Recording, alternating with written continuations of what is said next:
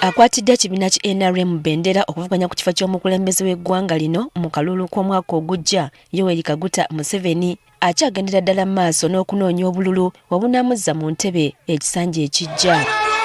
Ono olwaleero afundikidde okunoonya akalulu mu Bendobendo lya Acholi ng'olukuŋŋaana lukubye mu disitulikiti ey'Agago, era oluvannyuma wano n'ayolekera Bendobendo lya Karamoja ng'akuyega abaayo okutandikira mu disitulikiti eya Bino. Wabula nga tannayolekera Agago asisinkanye bannamawulire mu maka ge Gulu n'ayongera okulambika ensonga lwaki akyalina obusobozi okufuga eggwanga Uganda, era n'ayongera okusaba Acholi okumulonda. Ono ategeezezza nti ng'oggyeko ebizibu eby'enjawulo ebikyatawanya bannayuganda, obuli bw'enguzi bwafuuka kitundu ku ggwanga. Bw'atyo asabye abantu okumwegattako mu lutalo olw'okulwanyisa enguzi. You people become corruption fighters and work with the LOCs. The corruption will go. They will fear. Museveni agambye nti ye akoze ekisoboka okulwanyisa obuli bw'enguzi ng'ataddewo woofiisi ez'enjawulo ezikola okulwanyisa obuli bw'enguzi mu ggwanga, gamba nga woofiisi ya IGG nga kw'otadde n'akakiiko akalwanyisa obulyake n'obukenuzi aka State House Anti-Corruption Unit.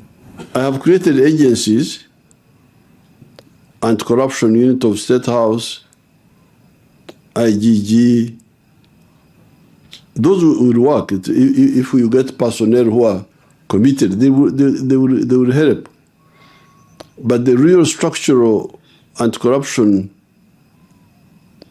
mechanism is the LOC system and the public, you the public.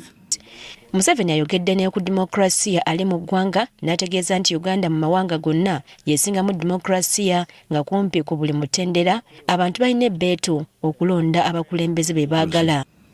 This is the democracy. If anybody wants to learn democracy, come to Uganda.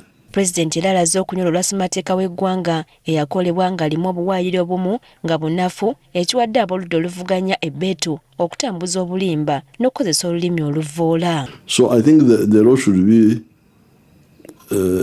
somebody preaches tribalism and he just goes there and then there is a weakness there in the law. But we manage them by correct policies and dedication.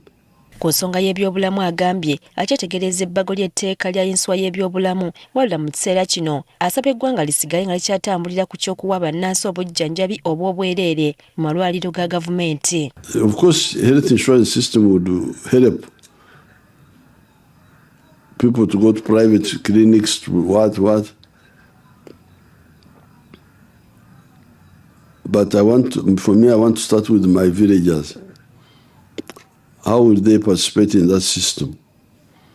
That's why I'm still saying for now, let's continue with the free medical care by the government.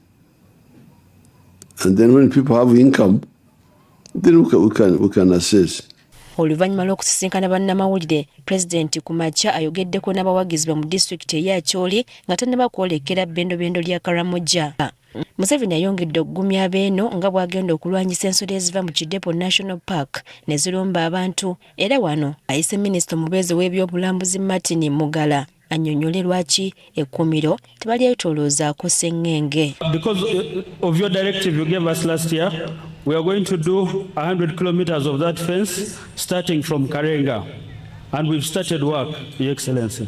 And we'll also cover this area. You have already started? Yes, we've started from Karenga, sir. Very good. Ab'oludda oluvuganya gavumenti bagambibwa okuba nti baagala kukunga abantu beegugunge. Museveni abasabye tebagezaako kutabangula eggwanga. Yellow!